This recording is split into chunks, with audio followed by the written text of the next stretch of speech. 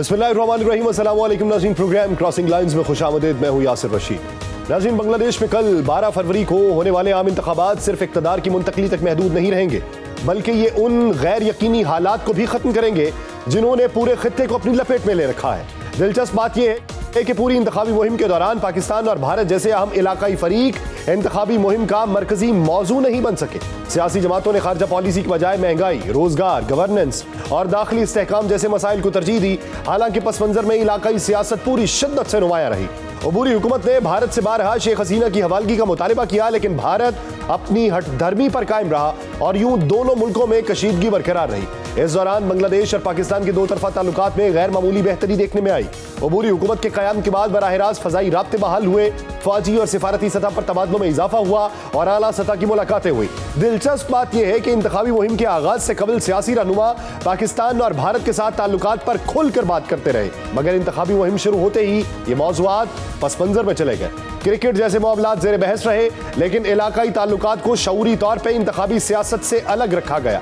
लेकिन इसके बावजूद ये तासुर अब भी मजबूत है कि ये इंतखाबात जनूबी एशिया में ताकत के तवाजुन के ऊपर असर डाल सकते हैं, जहां पाकिस्तान और भारत के साथ साथ चीन भी बांग्लादेश के हालात में गहरी दिलचस्पी जाहिर कर रहा है। भारत के लिए ये इंतखाबात गैर मामूली अहमियत इख्तियार कर चुके हैं, क्योंकि दिल्ली को अब एक ऐसे बांग्लादेश का सामना है जहां अवामी लीग इक़्तिदार से बाहर हो चुकी है। लिहाजा भारत इस पूरी सूरत हाल का गहराई से जायजा ले रहा है, क्योंकि माजी में BNP और जमात इस्लामी का इत्तेहाद भारत के लिए खुशगवार तजर्बा नहीं रहा।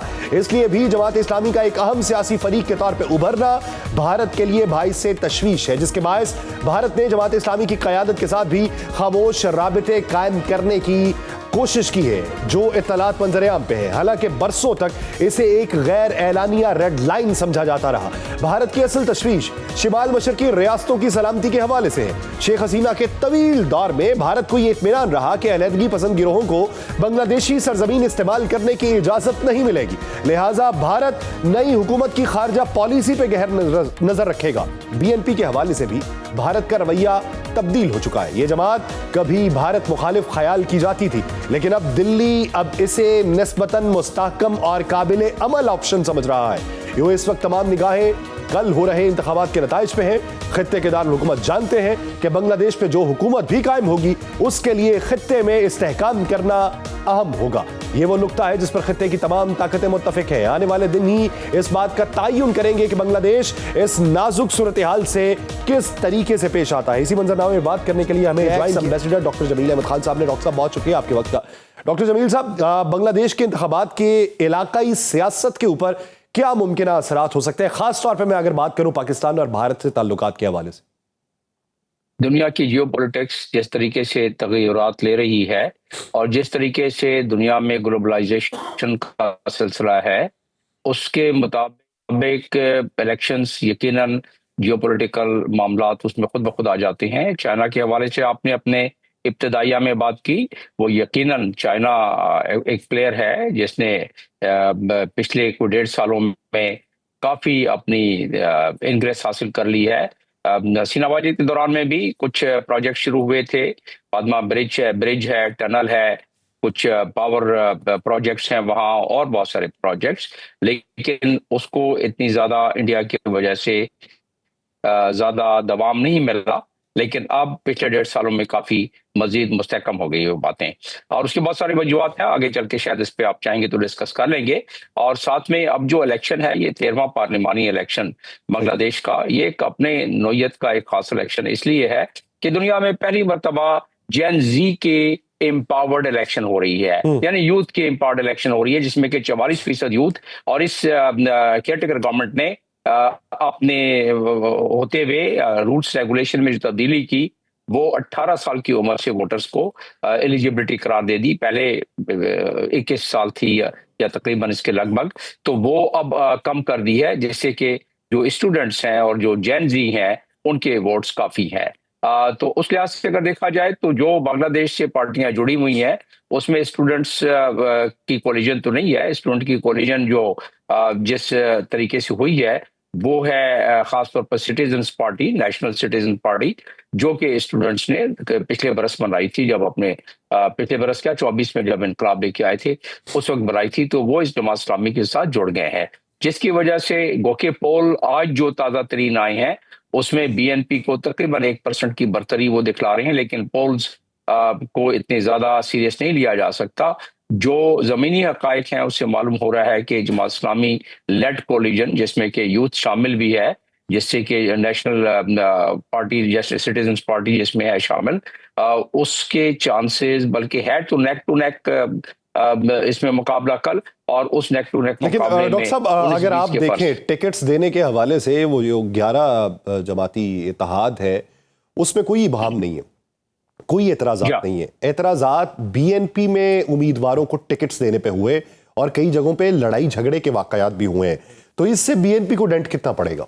जो हुए हैं खासतौर पे जिसमें भोपाल में कोई 40 के लोग जिसको बॉयफाल कहते हैं, 40 अफराद के करीब जख्मी हो गए हैं, और वो इल्जाम एनपी जमात इस्लामी पर। इसी तरह लनमोन हाट एक जगह है, उधर भी वो 5-6 के करीब सीरियस किस्म के हुए हैं, जैसे 250 से ज्यादा 300 ज्यादा लोग जख्मी हो गए हैं। ये इलेक्शन कैंपेन का हिस्सा बन गया है, एक दूसरे पर इल्जाम लगा रहे हैं।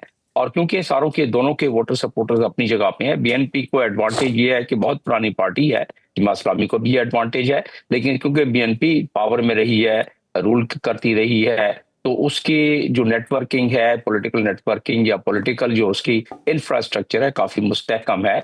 इसीलिए 17 साल के बाद तारिक रहमान, उनकी वालदा के इंतकाल के बाद जब वो कैंपेन कर रहे हैं, तो उनको एक पुरानी एक इंफ्रास्ट्रक्चर मिला है डिस्ट्रिक्ट लेवल पे। और बीएनपी की ज्यादातर जो फॉलोइंग रूरल एरिया में बहुत ज्यादा है। जमात इस्लामी और उसके कोलिजन और स्टूडेंट्स जो हैं, ये जो सिटीजन्स पार्टी मैंने बताया आपको, उसकी ज्यादातर फॉलोइंग अर्बन एरिया में, जिनकी आबादी भी ज्यादा है। अच्छा, अगर आप देखें सर, अगर आप देखें तो जेन जी का ज्यादातर झुकाव जो है वो, उसको अगर मैटर किया जाए तो वो जो एनसीपी है उसके अंदर जेन जी की तादाद बहुत ज्यादा है। अब एनसीपी को अगर देखा जाए तो पहले दो मुख्तलिफ नजरियात में बटी हुई थी, एक लेफ्टिस्ट वाले भी थे, एक राइटिस्ट वाले भी थे। अब एनसीपी अगर जमात इस्लामी के साथ इत्तेहाद कर चुकी है तो जेन जी का वोट ज्यादातर किसको जाता हुआ दिखाई देता है? ऐसी सूरत में बटेंगे वोट जरूर, आपके इशारा जिस तरफ है, लेकिन फिर भी ज्यादातर वोट महसूस हो रहा है कि जमात इस्लामी की तरफ उनका झुकाव ज्यादा मालूम हो रहा है। और वो क्योंकि पिछले 1.5 सालों में जमात इस्लामी ने अपने तमाम जो जुल्म और उस पर सितम होता रहा है, वैसे तो बीएनपी में भी होता रहा है, लेकिन जमात इस्लामी पर तो लोगों को फांसियां दे दी गई, तो उस लिहाज से उनको अपने आप को रिस्ट्रक्चर करने में आसानी हो गई 1.5 सालों में। और उस लिहाज से क्योंकि उनके साथ जो सिटीजन्स पार्टी ने कोलिजन किया है, उससे भी अंदाजा होता है कि वोट तो बटेंगे, लेकिन ज्यादा टिल्ट यूथ का इसी तरफ होगा। और इसलिए भी होगा कि यूथ में वो जज्बा बानियाने पाकिस्तान की औलादों का वो ज्यादा आ गया। और उसकी मिसाल यूं मिलती है कि जो आप यूनिवर्सिटीज और कॉलेजेस के, ढाका यूनिवर्सिटी के भी दरो दीवार पर आप नक्शो निगार, जिसको ग्रेफिटी कहते हैं, अगर आप देखें तो उसमें आपको सारी की सारी जो इंडिया से नफरत आमेज ग्रेफिटी मिलेगी आपको, तमाम के तमाम ये दरो दीवार रंगे हुए हैं ढाका के बाकी शहरों के। और उससे जाहिर ये होता है कि जनजी जो जहां जहां है वहां वो नफरतें ज्यादा हैं, और जहां नफरतें इंडिया के खिलाफ ज्यादा है वहां ऑटोमेटिकली वो वोटर सपोर्टर जमात इस्लामी। अच्छा सर, रिसेंट पास में देखा जाए जिस तरीके से भारत के साथ ताल्लुकात खराब हुए, अब लीग तो सिरे से ही बाहर है पूरे मंजरनामे से। अब उन्हें कहीं मोतदल अगर कोई नजर आता है तो बीएनपी नजर आती है। भारत ने बीएनपी के साथ ताल्लुकात बनाने की कोशिश की, रवाबित हुए। इसी चक्कर में बीबीसी ये रिपोर्ट करता है कि भारत ने जमात इस्लामी के साथ भी राबिते बढ़ाने की कोशिश की है। अब उसके ऊपर यह नहीं बताया गया कि किस किस्म के राबिते हुए, किससे राबिता हुआ, जवाब क्या मिला, इसकी कोई वजाहत नहीं है। सिर्फ यह है कि राबिता करने की कोशिश की। एनसीपी को अगर देखें तो एनसीपी के लोग जो हैं, उनके जो रहनुमा हैं, वो चीनी सफरा से मिले। अब खित्ते के अंदर आप क्या समझते हैं कि हलचल इतनी जो मची हुई है, अगर बीएनपी आती है तो फिर खारजा पॉलिसी क्या होगी, अगर जमात इस्लामी आती है फिर खारजा पॉलिसी क्या होगी? देखिए, खारजा पॉलिसी है पाकिस्तान के हवाले से अगर बात करें तो दोनों पार्टीज मुकाबलतन अगर देखा जाए तो एक पार्टी तो बहुत ज्यादा लीनिंग रखती है पाकिस्तान की तरफ, और दूसरी पार्टी जो है उससे कम। लेकिन ये नहीं है कि बहुत ज्यादा फर्क आ जाएगा पाकिस्तान की तरफ। वो जो रिलेशंस हैं, बायलैटरल रिलेशंस, उसमें कोई 18-20 का फर्क आएगा, उससे ज्यादा नहीं आएगा। बीएनपी थोड़ी सी कम, क्योंकि बीएनपी के इंग्रेस इंडिया की तरफ, और वो चाहती हैं कि वो अपने इंडिया से भी तजारत, और बाकी उनका हक है, हर मुल्क का अपना हक है, तो वो उस पर रखना चाहते हैं। मुसीबत ये है और प्रॉब्लम ये है कि इंडिया को थोड़ी सी अगर ढील दे दी जाए, चाहे तजारत के हवाले से किसी और लिहाज से, तो इंडिया से खदशा और खतरा बांग्लादेश को ये है कि वो दोबारा अपना जो इंटेलिजेंस नेटवर्क, जिसके तहत हसीना वाजिद के पूरी हुकूमत को उन्होंने अपने इन्फ्लुएंस में रखा हुआ था, और यहाँ तक के जो सेक्रेटरीज वहाँ हैं बांग्लादेश की, फेडरल सेक्रेटरी, परमानेंट सेक्रेटरी जो इंपॉर्टेंट, उनकी पोस्टिंग ट्रांसफर भी उनकी क्लियरेंस के बगैर नहीं होती थी। तो वो कम से कम उन सब दोनों पार्टियों से निकल जाएगा। कोशिश इंडिया यही करेगा। और तारिक रहमान का अगर देखा जाए तो जिस तरह अगर आप उसको क्वांटिफाई करें तो 18-20 से ज्यादा का फर्क नजर पाकिस्तान, लेकिन क्योंकि इसमें तीसरा फर्क भी है जियो पॉलिटिकल का, आपने अपने बयानी में भी जिक्र किया, तो उसमें चाइना, उनके फॉरेन पॉलिसी चाहे दोनों पार्टीज में से जो भी आ जाए, तो उनके लिए अपनी प्रोटेक्शन के लिए चाइना के साथ उनके मरासम बेहतरीन बनाना बहुत जरूरी हो गया। जब इंडिया अपनी रच बस गया था पूरी की पूरी गवर्नमेंट में हसीना वाजिद के दौरान, तो ये मुमकिन नहीं था। लेकिन अब जैनजी को भी पता है, या जो पार्टी आएगी उनको भी पता है कि अगर इंडिया की कॉलोनी से या इंडिया की उस नफ्सियात से बचना है कि जो बिल्कुल वो तसल्लुत की नफ्सियात रखता है अपने पड़ोसियों पर, तो फिर चाइना से ही की तरफ ज्यादा रगबत रखनी पड़ेगी। और चाइना ने इसी लिहाज से उनके इंफ्रास्ट्रक्चर प्रोजेक्ट्स ज्यादा बढ़ गए हैं, और चाइना की अपनी डिप्लोमेटिक एफर्ट्स भी वहां ज्यादा बढ़ गई है। सवाल ये, आपने कहा जी 18-20 का फर्क पड़ेगा। हमारा इनके साथ डिफेंस एग्रीमेंट हुआ, और डिफेंस एग्रीमेंट किया अबूरी हुकूमत ने। उस वक्त कुछ एतराज़ात उठाए गए मुखालिफ नजरियात रखने वाले लोगों की तरफ से, जिसमें अवामी लीग के लोग ज्यादा थे, और उन्होंने कहा कि अबूरी हुकूमत के पास ये इख्तियार नहीं कि वो कोई मुस्तकिल फैसले कर सके, या इस तरह दो तरफा ताल्लुकात को मजीद मजबूत करने के लिए कोई एग्रीमेंट कर सके। ये अगर करना था तो ये कोई मुस्तकिल हुकूमत आके करती। अब आप उन डिफेंस एग्रीमेंट का इस इलेक्शन के नताइज के बाद का मंजरनामा क्या देखते हैं? यानी डिफेंस एग्रीमेंट का तारिक रहमान के आने से भी, यानी कि बीएनपी के आने से भी, ये उनके अपने फायदे में होगा कि डिफेंस एग्रीमेंट पाकिस्तान के साथ। उसकी वजह यह है कि दो वजूहत है, और बड़ी पुख्ता वजूहत है। पहली वजह तो यह है कि पाकिस्तान ने अपने आप को मनवाया, जो हालिया जंग जो मई में हुई है इंडिया के साथ मार्का हक के, पहली चीज। दूसरी चीज ये कि पाकिस्तान जाहिर है सबकत लेता है तमाम जो गिरदोनवा के ममालिक हैं चाइना के अलावा, कि पाकिस्तान की डिफेंस फोर्सेज वो ज्यादा मुस्तहकम है, और पाकिस्तान की जो साजो सामान है, अस्करी साजो सामान, वो भी टेस्टेड है। नंबर 1, ये तो रही दो तरफा बात। इसमें ट्राइलेटरल बात में ये आ जाती है कि अगर पाकिस्तान से वो ज्यादा अपने ताल्लुकात रखते हैं तो उन्हें खुद ब खुद एक तीसरे फरीक का भी फायदा हो जाता है। पाकिस्तान की जो राहो रस्म है अस्करी लिहाज से चाइना के साथ, वो ढकी छुपी नहीं है, तो ऑटोमेटिकली बांग्लादेश अगर उस राब्ते को तोड़ता है तो वो उसको फायदा खत्म हो जाएगा। और आपको देखें कि एक चीज, मैं शायद आपका टाइम भी अब कम रह गया है, एक चीज मैं बता दूं कि हम बात कर रहे थे इलेक्शन के हवाले से, एक बहुत नारा वहां मशहूर है, आज मैंने उसको बड़ी अच्छी तरीके से मॉनिटर किया है, और वो नारा है देश का कारो बापर ना।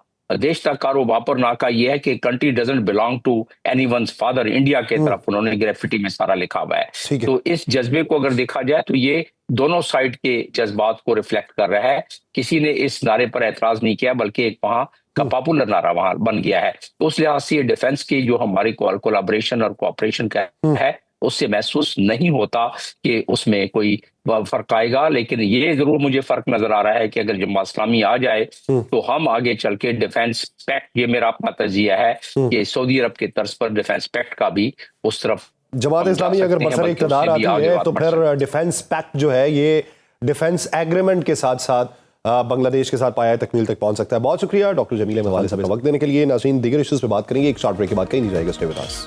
ब्रेक के बाद खुशामदीद।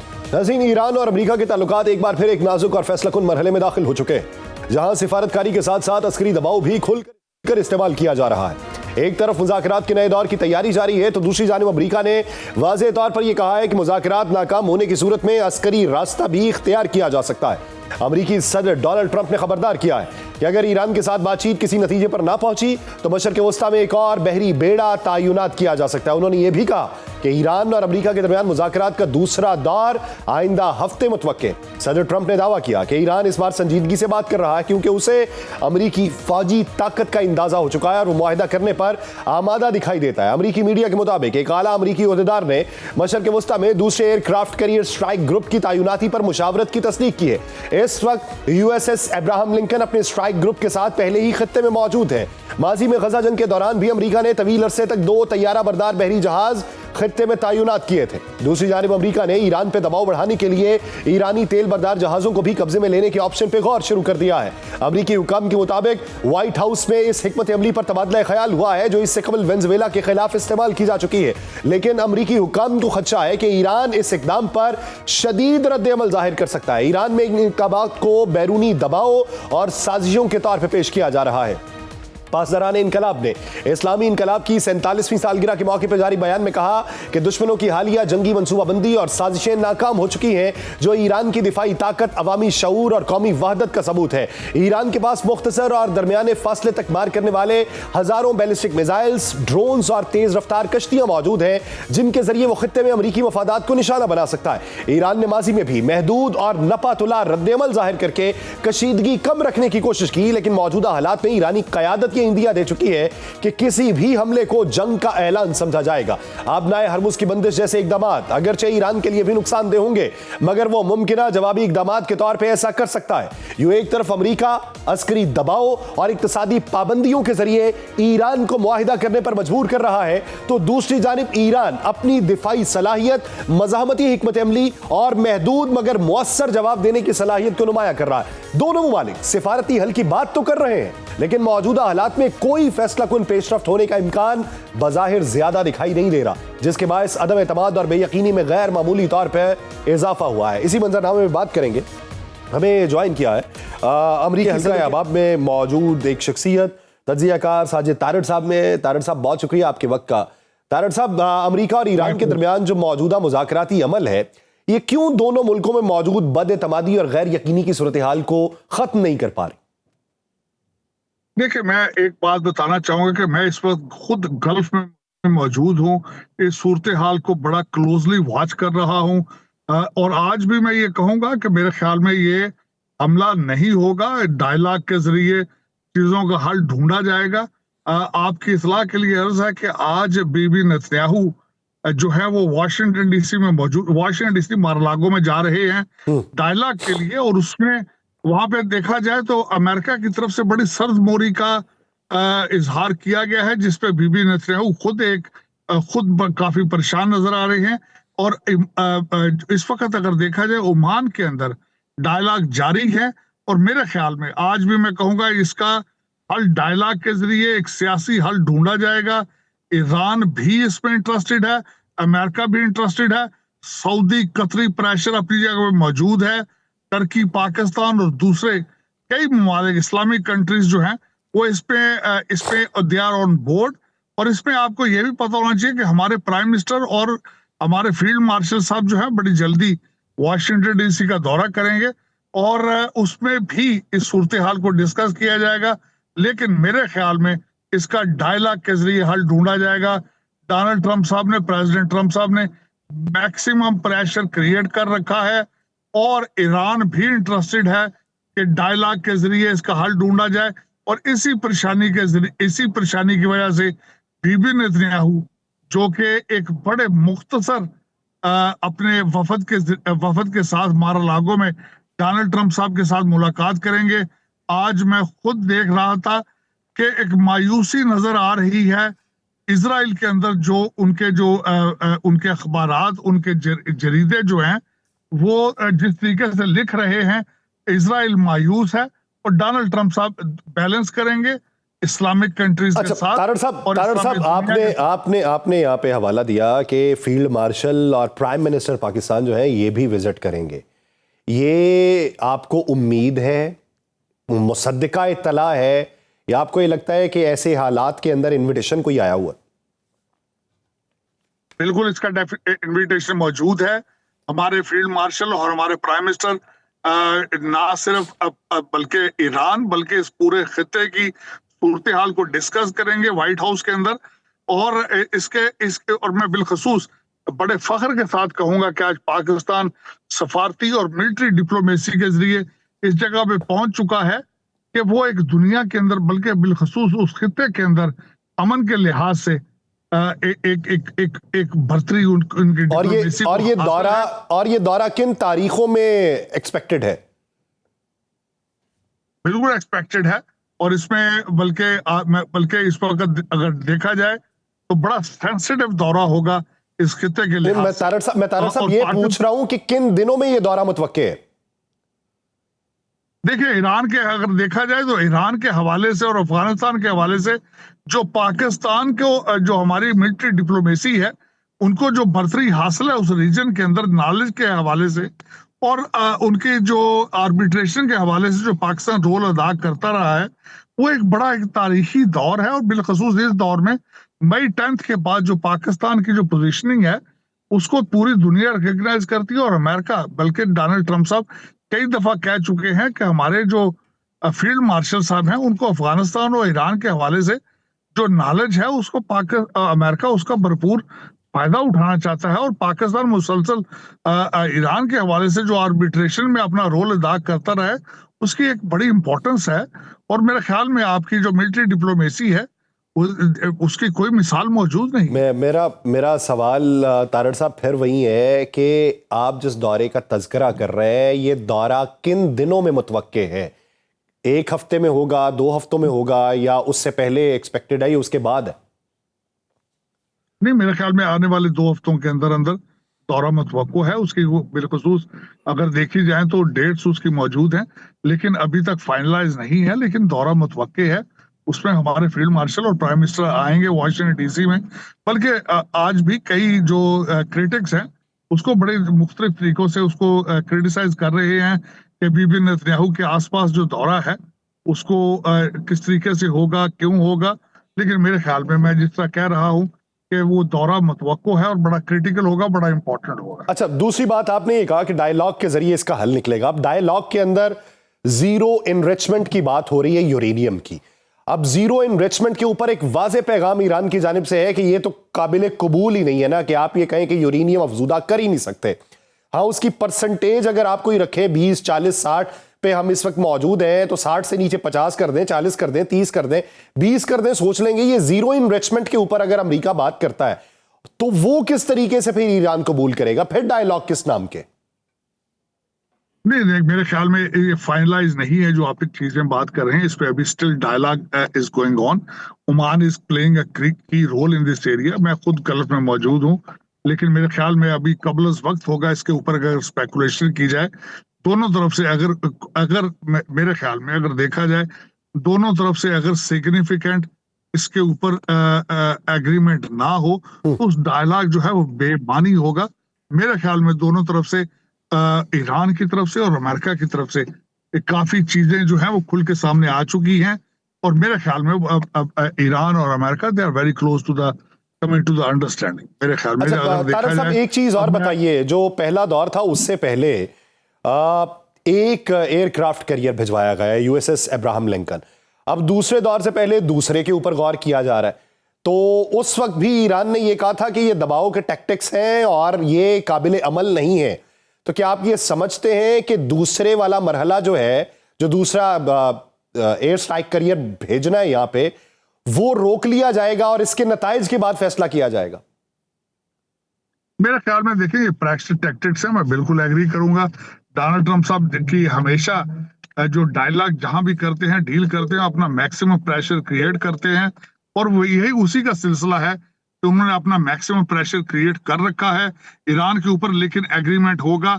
आज अगर आप जेरूसलम पोस्ट और अमेरिकन इजराइल के जरीदे पढ़ें तो उसमें आपको क्लियर नजर आएगा कि उन्होंने खासकर उसमें ये कह रखा है कि America is not with Israel to attack Iran. Desperation नजर आती है अमेरिका के जरीदों से, वाशिंगटन उनके जेरूसलम पोस्ट से।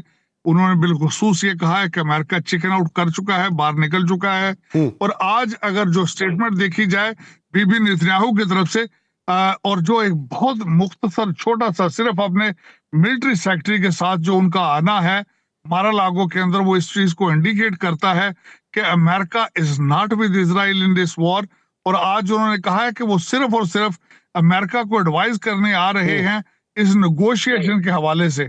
ना तो उन्होंने रजीम चेंज की बात की है, ना उन्होंने ईरान के हमले के ऊपर बात की है, और सिर्फ अमेरिका को एडवाइस करने आ रहे हैं मेरे ख्याल में। और जो एप्स्टीन फाइल के हवाले से जो प्रेशर अमेरिका के ऊपर बिलखसूस प्रेसिडेंट ट्रंप के ऊपर था, वो डिसॉल्व हो चुका है। आज मुख्तलिफ किस्म की खबरें आ रही हैं अमेरिका के अंदर। तो मेरे ख्याल में इस वक्त अगर देखा जाए तो America almost has abandon the support of Israel. Epstein file की वजह से, उससे तवज्जो हटाने की वजह से इस ऑप्शन के ऊपर गौर हो सकता था हमला किया जाए, लेकिन उसका प्रेशर डिसॉल्व हो चुका है, जिसकी वजह से अमेरिका अब उससे नजर हटाने के लिए ईरान पे हमला करने की गलती नहीं करेगा। बहुत शुक्रिया साजिद तारड़ साहब इस हवाले से अपना वक्त देने के लिए। नाज़रीन, पाकिस्तान की अंदरूनी सूरत हाल के ऊपर बात की जाएगी, सिक्योरिटी से मुतल्लिक। एक शॉर्ट ब्रेक के बाद कहीं नहीं जाएगा, स्टे विद अस। ब्रेक के बाद खुशामदीद। नाज़रीन, पाकिस्तान की मगरबी सरहद गुज़श्ता चंद बरसों से रियासती पॉलिसी, इलाकाई सियासत और सलामती के बयानिए का मरकज बन चुकी है। वजीर दिफा ख्वाजा आसिफ के हालिया बयानात ने इस बहस को एक बार फिर शिद्दत दी है। उन्होंने कहा है कि रमजान से पहले दहशतगर्दों के खिलाफ कार्रवाइयां खारिज इम्कान नहीं, क्योंकि पाकिस्तान के नजदीक दहशतगर्दी का तसलसल अफगानिस्तान से जुड़ा हुआ है। उन्होंने कहा कि कोई फरीक अगर सिर्फ खामोश तमाशाई बना रहे तो उसे शरीके जुर्म समझा जाएगा। ख्वाजा आसिफ ने यह भी वाज़ेह किया कि हतमी वक्त देना मुमकिन नहीं, लेकिन ताखीर की कीमत पाकिस्तान पहले ही अदा कर रहा है। आलमी इदारे भी यही कह रहे हैं कि अफगानिस्तान में तालिबान की वापसी के बाद पाकिस्तान सबसे ज्यादा मुतासिर होने वाला मुल्क है। तहकीकी इदारे इंटरनेशनल क्राइसिस ग्रुप की एक रिपोर्ट के मुताबिक 2021 के बाद से दोनों ममालिक के ताल्लुकात शदीद बिगड़ चुके हैं, और उसकी बुनियादी वजह अफगान तालिबान का तहरीक तालिबान पाकिस्तान के खिलाफ कार्रवाई करने से इनकार है। रिपोर्ट के मुताबिक 2022 के बाद पाकिस्तान में पुरतशद्दुद वाकयात में नुमाया इजाफा हुआ, और सिर्फ 2025 में 600 से जायद फौजी और पुलिस एहलकार शहीद हुए, जिनमें अक्सरियत खैबर पख्तूनख्वा और बलूचिस्तान में थी। इस्लामाबाद उन हमलों का इल्जाम टीटीपी और बलोच दहशतगर्द गिरोहों पर आयद करता है और यह मौक़िफ़ इख्तियार करता है कि उन्हें बैरूनी हिमायत हासिल है। इंटरनेशनल क्राइसिस ग्रुप ने भी खबरदार किया कि अगर आइंदा किसी बड़े हमले का सुराग अफगानिस्तान से मिला तो पाकिस्तान दोबारा सख्त रद्द-ए-अमल जाहिर कर सकता है। अक़वाम मुत्तहिदा की सलामती काउंसिल की मॉनिटरिंग टीम की हालिया रिपोर्ट में यह कहा गया कि अफगानिस्तान में टीटीपी को साजगार माहौल मुयस्सर है, जिसके बायस उसे अपना असर और रसूख बढ़ाने का मौका मिला है। रिपोर्ट के मुताबिक तंजीम को वसी ऑपरेशन स्पेस, महफूज ठिकाने, नकलो हरकत की आज़ादी और लॉजिस्टिक्स सहूलियात हासिल है, जिसके नतीजे में पाकिस्तान के खिलाफ हमलों में इजाफा हुआ है। अंदाजों के मुताबिक अफगानिस्तान में टीटीपी के जंगजुओं की तादाद 6000 के करीब है, और यह गिरोह मुसलसल अपनी सलाहियत बढ़ा रहा है। सलामती काउंसिल के रुकन ममालिक इस इम्कान पर भी फिक्रमंद है कि टीटीपी अलकायदा से मुंसलिक गिरोहों के साथ ताउन बढ़ाकर खित्ते से बाहर भी खतरा बन सकती है।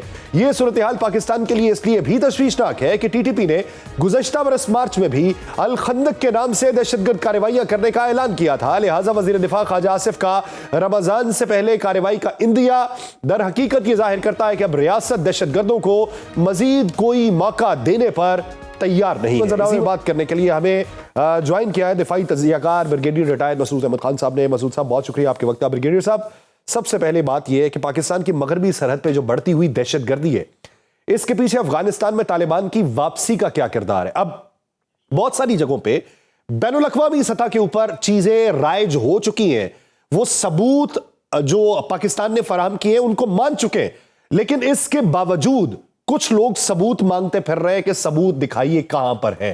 तो पाकिस्तान की दाखिली सलामती के ऊपर किस हद तक असर पड़ा हुआ है? ये देखें, इसमें मेरे ख्याल में दो राय नहीं है। देखें कि 100% सबूत दे चुके हैं, और ये जो अभी रिसेंट रिपोर्ट भी आई है यूनाइटेड नेशन की analytic support section monitoring team की, this is the 37th report, उसमें भी उन्होंने इंडोर्स किया है पाकिस्तान के स्टांस को कि क्रॉस बॉर्डर टेररिज्म जो अफगानिस्तान से जो टेररिस्ट ग्रुप से, और उन्होंने फितर और खारिज का मेंशन किया है, वो पाकिस्तान में करा रहे हैं, और उन्होंने कहा वो इंक्रीज हुए हैं। सो वो कंफर्मेशन है जो पाकिस्तान कह रहा है। और फिर ये भी देखें, उन्होंने बात की है कि वहां पे जो है एक फेवरेबल इन्वायरमेंट है जहां पे ये टेररिस्ट ग्रुप्स वो पनप रहे हैं, वहां पे पल रहे हैं। और उन्होंने कहा जिससे वहां पे वेपन्स है, वेपन्स जो अमेरिका छोड़ के गया, तो उससे कहा इनकी लेथेलिटी, इनकी कैपेबिलिटीज एनहांस हुआ है। फिर जिस तरह उन्होंने बात की टीटीपी के इतने 6000 की स्ट्रेंथ है, फिर उन्होंने नेक्सिस की बात की, इनकी अलकायदा के साथ नेक्सिस है, तालिबान रजीम के साथ नेक्सिस है, इसकी फाइनेंशियल जो लोड है वो तालिबान रजीम वाले उठा रहे हैं। अलकायदा का जिक्र किया, उन्होंने कहा कि अलकायदा वहां पे ट्रेनिंग कैंप्स भी चला रहे हैं, अलकायदा वहां पे एडवाइस भी दे रहे हैं, फिर उन्होंने कहा नेक्सिस भी है, और फिर और देखें कि इसके अलावा जो अदरवाइज जो इंफॉर्मेशन है ड्रग्स भी और जो बाकी गोल्ड माइनिंग में भी ये इन्वॉल्व है। फिर उन्होंने जिक्र किया है अलकायदा इन सब कॉन्टिनेंट, उनको बताया कि नॉर्थ में बदख्शां में ये मौजूद हैं, और इनके उन्होंने कहा वो जो उसामा मोहम्मद उनका अमीर है वो काबुल में है, उसका डिप्टी अमीर भी उन्होंने कहा वो भी काबुल में बैठा है, इनके मीडिया विंग उन्होंने कहा हिरात में से वो ऑपरेट कर रहे हैं। और फिर उन्होंने ये भी कहा कि इसके बाद जो है ईस्टर्न तुर्किस्तान इस्लामिक मूवमेंट का उन्होंने जिक्र किया है, और जिस तरह वो वहां पर उन्होंने कहा ये भी कहा बदख्शां में मौजूद है, और ये बेसिकली उन्होंने कहा कि अभी तालिबान रजीम ने उनको फुल लिबर्टी दी है, इनको डॉक्यूमेंटेशन, इनको आईडी कार्ड्स भी दे दिए, और इनके बहुत सारे स्ट्रेंथ जो है उनके साथ पुलिसिंग कर रही है, पुलिस में भर्ती भी हुए हैं। सो वो वहां पे इस्लामिक स्टेट जो दहशत दाइश है उन्होंने बताया वो भी वहां पे नॉर्थ ईस्ट में बदख्शां में मौजूद है, और उन्होंने कहा इनके भी नेक्सिस है तालिबान के साथ, टीटीपी के साथ और बाकियों के साथ जो उसके साथ जो है। सो थ्रेट उन्होंने बताया कि ग्रुप्स ऑपरेट करे। So we can conclude by saying कि Afghanistan is hosting and exporting terrorism, and this has been endorsed by ये रिपोर्ट। और इसके अलावा आप देखें कि मॉस्को फॉर्मेट हुआ, एसटीओ को प्लेटफॉर्म पे बात हुई लास्ट ईयर, यूनाइटेड स्टेट्स में डायरेक्टर नेशनल इंटेलिजेंस ने एक थ्रेट असेसमेंट जारी किया था, 32 पेजेस थी, 18 इंटेलिजेंस एजेंसीज की इनपुट थी। उन्होंने कहा था दहशतगर्दी जो हो रही है अफगानिस्तान से हो रही है, TTP is a emerging threat. ये तो सबूत है। अब अफगान तालिबान रजीम देखें कि अगर डिनाइल मोड में है, जिस तरीके से हालात डेवलप हो रहे हैं, और जिस तरह देखें कि हम वापस उस हालात पे जा रहे हैं जो 9/11 से पहले यहाँ पे हालात थे। 9/11 के बाद तो आपने हमले किए थे अलकायदा की वजह से, आज अलकायदा दोबारा वहां मुनज़्ज़म हो चुकी है। तो अब उन्होंने ये कंक्लूड किया है थ्रेट है इसके पास south Asia, central Asia, instability हो सकती है और आलमी अमन के लिए खतरा है। अच्छा, ये तो मंजरनामा हो गया बैनुल अक़वामी सतह का, और पाकिस्तान को जो दाखिली सतह के ऊपर चैलेंजेस दरपेश है। ब्रिगेडियर साहब, आज लाहौर में एक मुलाकात हुई हमारी, मुख्तलिफ साथ में सीनियर अफराद मौजूद थे, सहाफ़ी, तो एक अहम आला ओहदेदार थे, तो उनके साथ उस मीटिंग के अंदर बात इसी मामले के ऊपर हुई कि इसकी वजाहत कौन लोग मांगते हैं अंदरूनी तौर के ऊपर, कि बलोचिस्तान में ये कुछ हो गया तो उसकी जिम्मेदारी किस पे है। तो जवाबन ये सुनने को मिला कि अगर कोई मामला है तो अवामी तौर के ऊपर इस तरह का जो काउंटर नैरेटिव आता है, वो ये समझते हैं कि दहशतगर्दी की जो जंग है ये फौज सिक्योरिटी इदारों के माबैन है, इन्होंने सिर्फ लड़नी है, मिन हैसुल कौम हमारी कोई जिम्मेदारी ही नहीं है। तो इस सोच में जो फर्क है उस बारे में उनका ये कहना था कि ये जमाती तौर पे नहीं हो सकती कि कोई सियासी जमात उठ के ये कहे, इनफरादी तौर पे हर एक की सोच अलग अलग है, उसके पीछे के मकासद पे गौर करना चाहिए। तो ये सोच हमारी क्यों अलग हुई? उन्होंने कहा जी डायरेक्ट जब हमला हुआ भारत की तरफ से तमाम यकजा थे क्योंकि वो डायरेक्ट हमला था। अब ये इनडायरेक्ट सोर्सेज से जो हमले होते हैं इसमें मौकिफ ये अपनाया जाता है कि ये फौज का मामला है, सिक्योरिटी इदारों का मामला है, ये जंग उनकी है, ये मिन हैसुल कौम हमारी जंग क्यों नहीं? जी हाँ, देखो बिल्कुल सही है। ये पाक फौज की जंग नहीं है, ये एफसी की जंग नहीं है, पुलिस की जंग नहीं, पूरे कौम की जंग है, पाकिस्तानी अवाम की जंग है। और हमने मुत्तहिद होकर ये लड़ना है, और हमने एक दफा शिकस्त दी थी, और उसके लिए मुत्तहिद के लिए देखिए आपने अपने जो एथनिसिटी है उससे बढ़ के आपने सोचना है, आपने सेक्टेरियन उस डिवाइड से बाहर निकल के आपने बात करनी है, आपने एक प्रोविंशियलिज्म से निकलना है कि आप पुरानी सूबे के आपने मिलकर अफवाज पाकिस्तान के शाना बशाना जिस तरह आप मार के हक में खड़े रहे, तो इसी तरीके से यहाँ आपने साथ देना है और हमने मिलकर इनको शिकस्त देना है। अब लोग जो लोग इसको तफरीक पैदा करते हैं, डिवाइड करना चाहते हैं, उनका अपने मजमून मुकासिद है। जिस तरह अफवाज पाकिस्तान के बारे में अब हाल ही में चंद बयानात जो आए हैं, देखिए जो पाकिस्तान आर्म फोर्सेस है, पाकिस्तान आर्मी है, ये हम कहते हैं ये मुल्की फौज है। पाकिस्तान आर्मी मुल्क की सलामती की जामिन है, इस्तेहकाम की जामिन है, सॉवरेनिटी की जामिन है। और इसमें ये देखें कि it is the centre of gravity of this country, जिसने पाकिस्तान के जो हम कहते हैं नेशनल फैब्रिक को जोड़ के रखा है। देखिए आज अफवाज पाकिस्तान में जो रिप्रेजेंटेशन है पॉपुलेशन के हिसाब से है, इतने ही पंजाब के लोग जितनी पॉपुलेशन है इतने ही है, सिंध से भी इतनी ही है, बलोचिस्तान से कदर 1-2% कम है। लेकिन देखें अबाउट 50,000 प्लस चंद साल पहले सोल्जर्स थे बलोचिस्तान से, 1000 सुपर ऑफिसर्स हैं बलूचिस्तान से, वो जो अफवाज पाकिस्तान के शाना बशाना लड़ रहे हैं। सिमिलरली सिंध से भी है, एजेके से, गिलगित बल्तिस्तान देखे 2 to 3% टोटल पॉपुलेशन बनता है पाकिस्तान का, but 9% they are serving Pakistan armed forces. तो that is the credibility of the Pakistan army, जिसमें आप देखें, दैट्स व्हाई हम कहते हैं कि नेशनल आर्मी है। वहां पर ये कंसेप्ट नहीं है कि ये फलानी एरिया का है या फलानी सूबे का है या फलानी कौम का है। It is one. So Pakistan army में it is discipline and the merit system जो फॉलो होता है, और पाकिस्तान की हम सही मानों में जो हम कहते हैं सेंटर ऑफ ग्रेविटी, और दुनिया मानती है, आपका दुश्मन मानता है, इंडिया मानता है, अगर मुल्क को कमजोर करना है तो अफवाज पाकिस्तान को टारगेट कर। अच्छा सर, एक और नुक्ता उजागर हुआ है, वो ये पाकिस्तान का ज़र मुबादला का जो ज़ख़ीरा है उसको अगर देखें, हमारी टेक्सटाइल की इंपोर्ट को अगर देखें, हमारी आईटी की एक्सपोर्ट जो है वो $4 अरब के करीब गई है। अगर आप उसको देखें, ये सारे एदादो शुमार देखें, अफगानिस्तान खित्ते के दीगर ममालिक को छोड़े, अफगानिस्तान से तो हमारी बर्तरी किस हद तक है कारोबारी एतबार से, लेकिन हमारा डॉलर 280 पे है, अफगानिस्तान का 65 के ऊपर है। तो अफगानिस्तान में फिर क्या चीज एक्सपोर्ट हो रही है? तो दो चीजों के ऊपर जोर डाला गया, एक तो नारकोटिक्स और दूसरा असलहा। अब उस वेपन को लेके बड़ी बातें हो रही हैं कि वो वेपन जो है वो कहां कहां पे एक्सपोर्ट हो रहा है और दुनिया उसको कैसी नजर से देख रही है। जी हाँ, बहुत इंपॉर्टेंट है। देखिए, इसकी मैं मिसाल देता हूँ, क्योंकि आपने सही कहा है कि जिस तरीके से कि एक साल में ये रिपोर्ट है, अफगानिस्तान में they earn $55 billion through this ये ड्रग ट्रैफिकिंग करके। Second major source of income है, that is the sale of weapons, जो अमेरिकन छोड़ के गए थे। तो अभी अफगानिस्तान में दो बड़ी मार्केट्स है, एक कंदहार में पंजवाई के में है, सेकंड है काबुल में है। लाइक माइंडेड को तो उन्होंने आर्म किया फ्री ऑफ कॉस्ट, लेकिन इंटरनेशनल मार्केट में जो दहशतगर्द हैं, मर्सनरीज हैं, चाहे वो लीबिया से आते हैं, सूडान से आते हैं, यमन से आते हैं या एल्सवेयर से आते हैं, उनको ये पेमेंट पे वहां से वेपन्स देते हैं, तो उसकी बहुत बड़ी वो जो सेल होती है। तो देयर इज थर्ड इंपॉर्टेंट चीज है, डॉलर्स भी आ रहे हैं, हर तरफ से आ रहे हैं। आपको पता है कि बहुत सारे ममालिक को पाकिस्तान से, स्पेशली बलूचिस्तान के डेवलपमेंट से, गवादर की डेवलपमेंट से लोगों को बहुत तकलीफ है। दैट्स वाई बहुत सारा पैसा, आप जिनको दोस्त भी कहते हैं, वो भी यहाँ पे पैसा भिजवा रहे हैं पाकिस्तान को डिस्टेबलाइज करने के। सो दैट्स वाई डॉलर्स भी वहां से आ रहे हैं, और फिर एनजीओ के नाम से भी डॉलर्स आ रहे हैं। दैट्स वाई कि उन्होंने डॉलर्स, लेकिन देखिए इस डॉलर्स का क्या करना है जब आपकी अपनी पॉपुलेशन बिलो पॉवर्टी लाइन है। आप एक इस्लामिक वेलफेयर स्टेट की बात करते हैं, लेकिन वहां पे खाने को कुछ नहीं है। 70% तो उससे हालात बहुत खराब है। जो लोग वापस अफगानिस्तान गए हैं, चाहे वो ईरान से गए, पाकिस्तान से गए, उनकी हालत जो कसमा पुरसी की हालत में है। यहाँ पे तो वो बहुत जबरदस्त हालात में थे, they were not willing to go back, लेकिन मैं कहा it was in the best interest of Pakistan.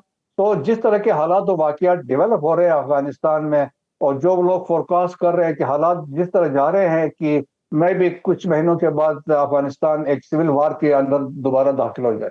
अच्छा सर, आप क्या समझते हैं कि टीटीपी और दीगर दहशत गिरोहों की जो मुमकिन बैरूनी हिमायत है, उस चेन को कैसे तोड़ा जा सकता है? हमने बॉर्डर मैनेजमेंट के ऊपर बड़ी तवज्जो दी, बॉर्डर्स बंद किए, जो स्मगलिंग वहाँ से हो रही थी वो बंद की, जिसका पैसा इनको मुंतकिल होता था। जो आज की डिस्कशन के अंदर भी बात हुई कि डीसीज की तरफ से परमिट दिया जाता था, और जो परमिट जितनी क्वांटिटी का था उससे ज़्यादा आ रहा था, और ये भी नहीं पता था कि वो टैंकर्स के अंदर क्या क्या चीज़ें स्मगल होती हैं। तो वो जो बंद हुए, तो ये मुतनफ़र होके भी कर रहे हैं, एग्रेशन के अंदर भी कर रहे हैं। तो वो हमने चेन किस हद तक काटी है और मुस्तकबिल में काट सकते हैं? जी हाँ, बहुत हम बड़े कामयाब हुए हैं। देखिए, अफगान ट्रांजिट ट्रेड की आड़ में जो पाकिस्तान को नुकसान पहुंचा रहे थे, $3 बिलियन एनुअली पाकिस्तान को लॉस हो रहा था। और अफगान ट्रांजिट ट्रेड की आड़ में जो चीजें आ रही थी, और जहाँ पे वेपन्स भी आ रहे थे, ड्रग्स भी आ रहे थे, सिमिलरली फ्यूल का जो था, मैं ईरान से देख ले 15 से 20 लीटर डेली के हिसाब से स्मगल हो रहा था, वो दैट हैज बीन स्टॉप। फिर यही पैसा था इलीगल स्पेक्ट्रम के लिए जाता था। और तो देखें कि पाकिस्तान ने जब से हॉट स्टेट वाला डिसीजंस इंप्लीमेंट किए हैं, स्पेशली जब बॉर्डर्स क्लोज किए हैं, मॉनिटरिंग हमने की है, तो उससे बहुत जबरदस्त हमने देखा कि चीजों में बेहतरी आई है। देखें कि अब दुनिया के सामने तो ये एक्सपोज हुए हैं, और लेकिन Pakistan will continue with the kinetic action जो है, चाहे वो पाकिस्तान के अंदर है, दैट्स वेरी क्लियर है। सही। प्लानर्स है, एबेटर्स है, एग्जीक्यूटर्स है, जो भी है, they will be taken to task, but at the same time मेरे ख्याल में अच्छा, मेरा एक आखिरी सवाल ब्रिगेडियर साहब ये है कि पार्लियामान के जो अराकीन हैं उनकी मुतजाद आरा, जिसका आपने पहले भी इशारा दिया, हम एक पेज पे कैसे आ सकते हैं? देखें जी, आप में सिंसियरिटी होनी चाहिए। सियासत में आपके इख्तलाफ आप कर सकते हैं, पोलराइजेशन है अनफॉर्चुनेटली, लेकिन अपने जाती मकासद के लिए या सियासी मकासद के लिए आप एक नेशनल आर्मी है जो आपकी सेंटर ऑफ ग्रेविटी है, उसको आप मलाइन नहीं कर सकते हैं। उस पर आप गलत बयानी, स्पेशली जब आप कहें कि इस तरह ऐसी है जो नहीं है, जो जिस तरह मैंने अभी बयान किया है, it is a national army representing across Pakistan, Chatra से लेके तख्तान तक, गिलगित से लेके कराची तक, यहाँ पे तमाम कौमियत के लोग यहाँ पे शामिल है, and they are sacrificing their life for the defence of the Pakistan. सही। जो अपनी जानों का नजराना पेश कर रहे हैं उनको उनका बंटवारा, उनके नजरियात में इख्तलाफ या उनके अंदर क्यास पैदा करने की कोशिश ना करें। अगर ये करने की कोशिश की जाएगी तो अपनी ज़ात को जो आप वक्ती फ़ायदा पहुंचाना चाहते हैं वो पूरे पाकिस्तान को बड़े नुकसान के अंदर तब्दील कर देगा। बहुत शुक्रिया ब्रिगेडियर रिटायर्ड मसूद अहमद खान साहब इस हवाले से अपना वक्त देने के लिए। नाज़रीन, प्रोग्राम का वक्त आता है, मुझे दीजिए इजाज़त। आपसे मुलाकात होगी कल के रोज़। अपना बहुत सा ख्याल रखिएगा। अल्लाह ने के बाद।